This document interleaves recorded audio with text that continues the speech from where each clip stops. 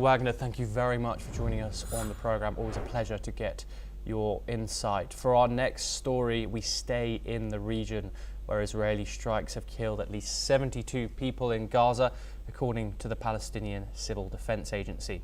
The agency says 21 of those killed had gathered near central and southern aid distribution points.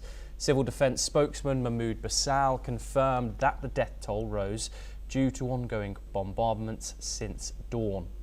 In Netzarim, where 15 people were reportedly killed while waiting for aid, Israeli troops fired what they called warning shots at suspects. The Israeli army claimed they were unaware of any injuries, despite reports of mass casualties from the ground. The attack comes amid growing fears over civilian safety as aid access remains limited in war-torn Gaza.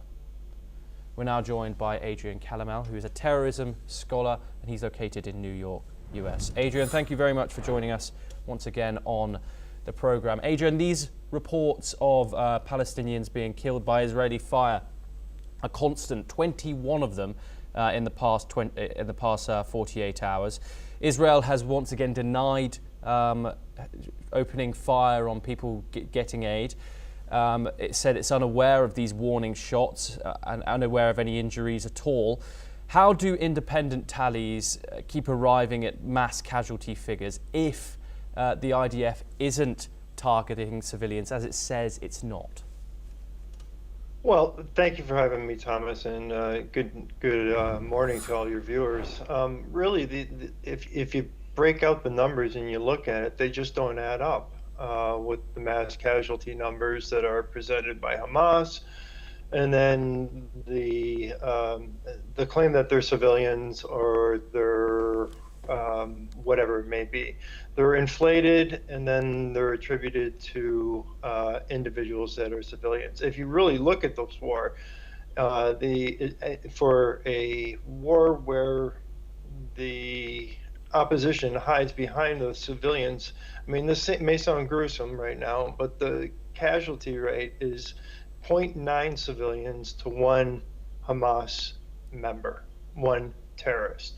Now, if you look at the American campaign, Iraqi campaign, PMF campaign against Mosul, to liberate Mosul from ISIS, there were 600 fighters holding down. There were 600 fighters holding 60,000 people down, and that was a 1-to-60 race. That was Adrian, sorry, I was just wondering where that stat had come from. You mentioned a 0.9 civilian killed to 1 terrorist in Gaza.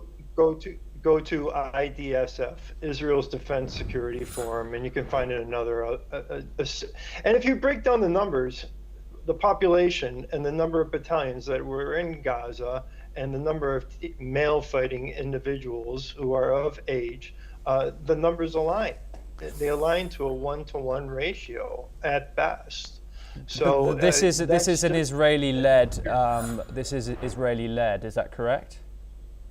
That side is, but if you just look at, go to individuals, I can cite different individuals in different places, but if you look at the civilian, the population there, then the number of deaths that are actually verified, once all the disinformation and misinformation has gone away, and this takes time and this takes process to go through that, because there's so much floating out there in the ether.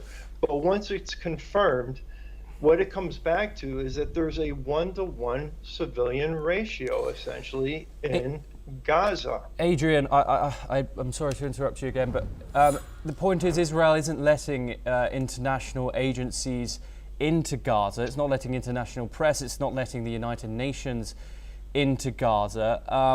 The Israeli information has been proved wrong in the past before, as well as obviously Hamas. This is why information is very hard to trust. So if we cite it as fact and bear that in mind.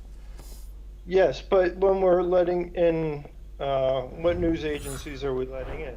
The one that's going in is Al Jazeera, and how many members of Al Jazeera were actually actual members of Hamas? There are quite a few. Okay, how many members of UNRWA, UN workers, were members of Hamas? One holding a hostage. All right, who is holding the aid hostage? Who do I see riding in on flatbeds when it does come in, or the warehouses that are raided? They're using food as a weapon, which has been done over the years. It was done in Somalia. It's been done in Sudan. It's been done in Ethiopia during the 1980s, and Hamas is doing that there. If people really want a hope for the Palestinians, Hamas needs to be removed completely. And what active war zone are people allowed to stay in that war zone? Why hasn't there been a place to resettle them in an area such as the Sinai for a temporary period to finish the military operation? Adrian, critics Why would hasn't also that been done? Adrian, critics would also say that Israel is also weaponizing aid distribution. They have a select number of points available to get aid.